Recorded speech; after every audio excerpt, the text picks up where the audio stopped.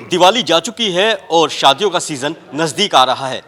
Cat ने कहा है इस बार जो है रिकॉर्ड तोड़ व्यापार जो है वो व्यापारियों के लिए एक सौगात जो है वो लेके आएगा। हमारे साथ बातचीत करने के लिए मौजूद हैं कैट के जनरल सेक्रेटरी प्रवीण खंडेलवाल जी। प्रवीण जी, सबसे पहले ये बताइए, जिस तरह से आपने ये दावा किया है कि इस बार जो है रिकॉर्ड तोड़ जो है व्यापार होगा, और दिवाली का जो सीजन है वो कैसा गया और आने वाला सीजन जो है वो कैसे जाएगा? देखिए, पहली बात तो हमने दावा नहीं किया, हमने एक अनुमान जताया है और वो अनुमान भारत के रिटेल व्यापार की ज़मीनी धरातल से जुड़ा है।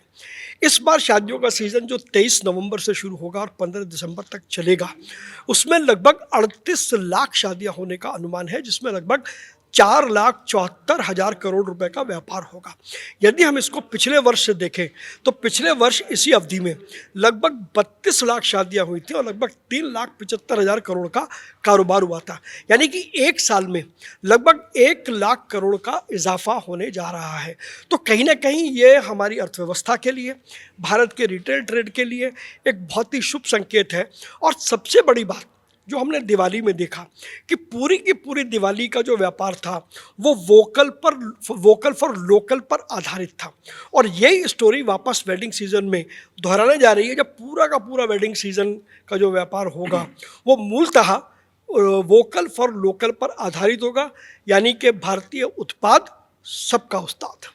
2020 से जब से कोरोना आया था तब से जो है कह सकते हैं बाज़ारों की हालत जो थी वो भी खस्ता थी, लेकिन इस बार हमने भी देखा दिवाली पे जो है बाज़ारों में काफ़ी रौनक भी देखने को मिली है। तो कोरोना से बात करें अभी तक की, तो कितना इजाफा हुआ है कारोबार में? देखिए, कोरोना के दौरान कंज्यूमर बाजार में नहीं आया और दुकानें भी, बहुत से स्थानों पर दुकानें बंद हो गई, कुछ आधी खुली थी, कुछ को पूरा समय नहीं मिला कारोबार करने का, तो उस वक्त कोई खास कारोबार नहीं हुआ। लेकिन इस बार अगर यदि हम कहें तो शायद हम अब उसकी विवेचना हम आने वाले समय में करेंगे, लेकिन हमारा बिल्कुल ये मानना है कि हम लगभग 2019 के स्तर से बेहतर हो चुके हैं। तो ये कोरोना के बाद ये पहला साल है जब इस बार वेडिंग सीज़न में या दिवाली के त्योहारी सीज़न में किसी कोविड का डर नहीं था, किसी दूसरी बीमारी का डर नहीं था, लोगों की जेब में पैसा था और लोगों ने खुलकर के बाज़ारों में आकर के खरीदारी करी। तो एक लंबे अरसे के बाद ये दिखाई दिया, जैसा भी आपने स्वयं कहा कि बाज़ारों में भीड़ थी, वही भीड़ आपको इस बार वेडिंग सीजन में भी देखने को मिलेगी। सबसे बड़ी बात ये आती है, जब हम दुकान पे शॉपिंग करने के लिए जाते हैं तो कई दुकानदार जो है वो कहते हैं मैं कैश में पेमेंट कर दो, क्योंकि ऑनलाइन पेमेंट अगर करते हैं तो टैक्स देना पड़ता है।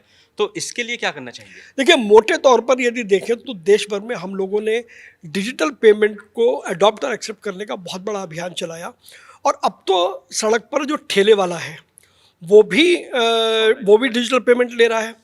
और यदि देखो कि हम शादी की बात कर रहे हैं तो शादी में जब बारात निकलती है तो जो जो ढोल बजाता है ना, वो भी अपने ढोल पर QR कोड लगा करके घूम रहा है। तो ऐसे में कोई व्यापारी यदि कहे कि मैं कैश में लूँगा, वो बात कहीं समझ में नहीं आती है, क्योंकि अब कंज्यूमर है, ये कंज्यूमर तय करता है कि उसको कैश में देना है या उसको कैसे देना है। व्यापारी ये कहता है कि इसमें आपको टैक्स देना पड़ेगा, एक्स्ट्रा पेमेंट देनी पड़ेगी। देखिए, टैक्स कभी भी व्यापारी की जेब से नहीं जाता, तो व्यापारी कभी भी टैक्स देने से घबराता नहीं है। टैक्स तो हम अपने अपने कंज्यूमर से लेंगे और सरकार को देंगे, तो टैक्स का कहीं कोई वो नहीं होता। अक्सर ग्राहक भी ऐसे होते हैं, यदि व्यापारी बिल देना भी चाहे तो ग्राहक कहता है इस पर टैक्स लगेगा, मुझे बिल नहीं चाहिए। तो क्या करे व्यापारी? वो कस्टमर छोड़ता है। तो कहीं ना कहीं इस पूरे उसके लिए एक अभियान पूरे देश में चलाना चाहिए, और कैश का यूसेज जितना सरकार कम से कम करेगी उतना हम सरकार का स्वागत करेंगे।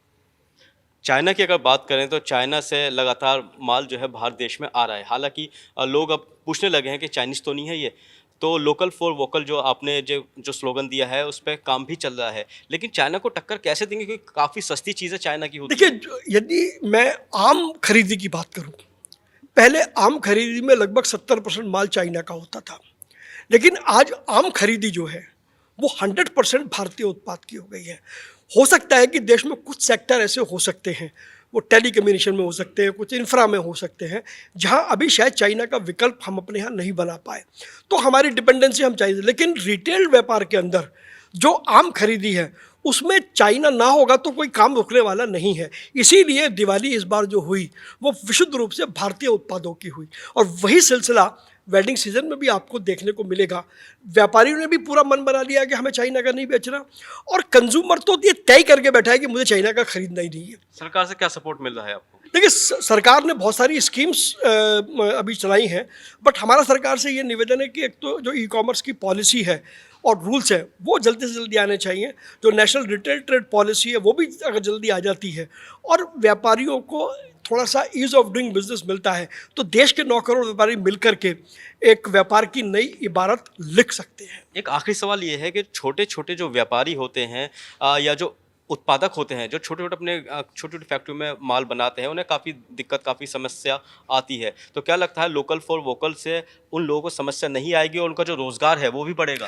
देखिए, निश्चित रूप से बढ़ेगा। उसका कारण ये है कि जब हम लोकल पर वोकल की बात करते हैं तो हमारा पैसा वो हमारे देश में रहता है।